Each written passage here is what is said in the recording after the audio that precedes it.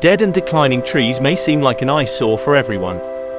However, they are an important habitat component for few birds that are cavity nesters.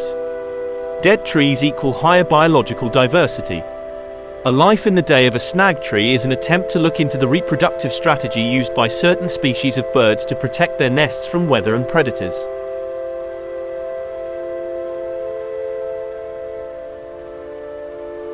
Dead, standing trees in a forest are sometimes called snags.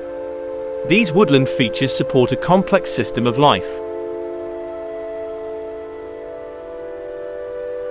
Dead trees clearly provide support for a lot of living things, from decomposers to birds and mammals, or take shelter in snags.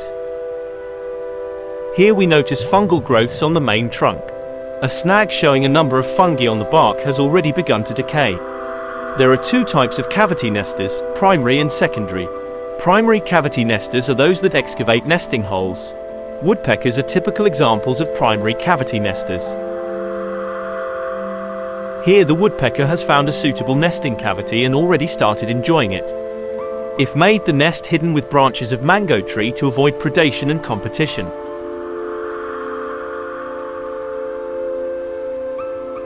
Speckled piculet is the smallest of the woodpeckers in Kerala, and made the nesting cavity in a smaller snag, and raised the next generation successfully.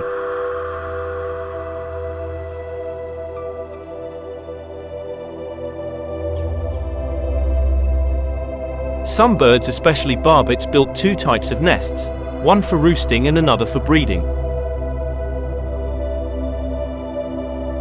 Secondary cavity nesters are those that rely on abandoned cavities created by primary nesters or use the naturally occurring cavities. A beautiful vernal hanging parrot found a suitable cavity to build a home. A Malabar parakeet made home on an old snag, and though frutivore, enjoys even small flies that pass by. A brown bubuk and brown fish owl are also secondary nesters.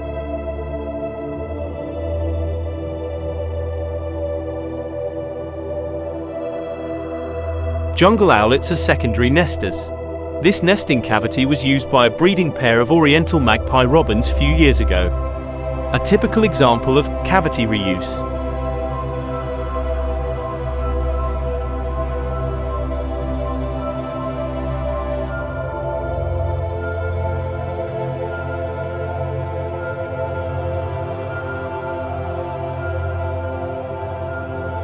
Spotted owlets just finished their breeding season.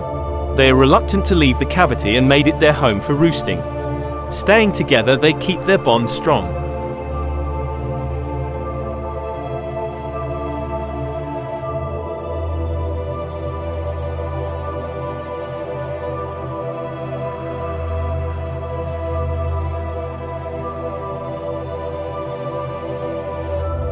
Common minus are also secondary nesters. A pair made this hole their breeding ground.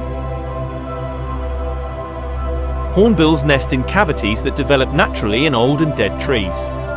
They are not capable of excavating them, and mainly enlarge the entrance and the inside. However, there is scarcity of such trees in the forest and urban environments. Due to this, there is often competition whenever a cavity is available.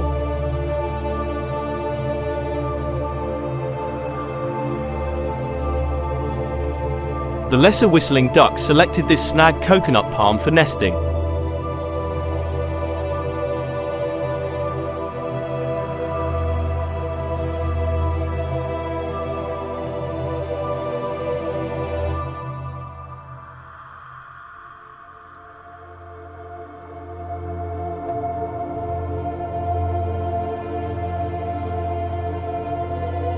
Often there is competition due to shortage of sufficient nesting sites and leads to timber wars. Here the cotton pygmy goose and lesser whistling ducks were chased away from a snag close to the spotted owlet nesting site.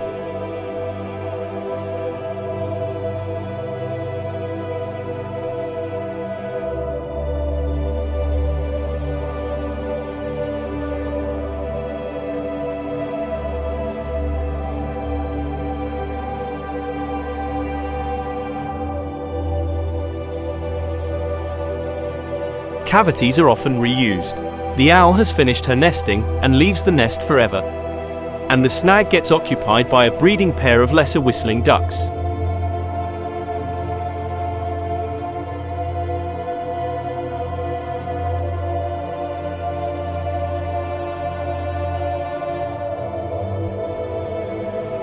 Dead trees clearly provide support for a lot of living things from decomposers to birds and mammals.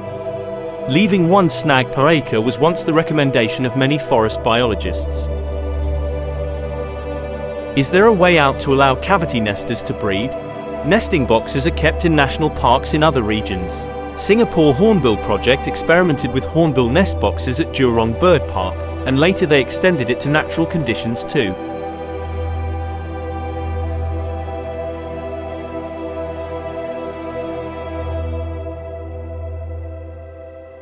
The well-being of the birds and their habitat was respected in filming the nesting in cavities. The birds were not baited or called for. A respectful distance was kept in filming, and a super telephoto lens was used. Blinds were used in certain occasions. No intrusive methods were used to observe the contents, residents of activities inside the nest cavity.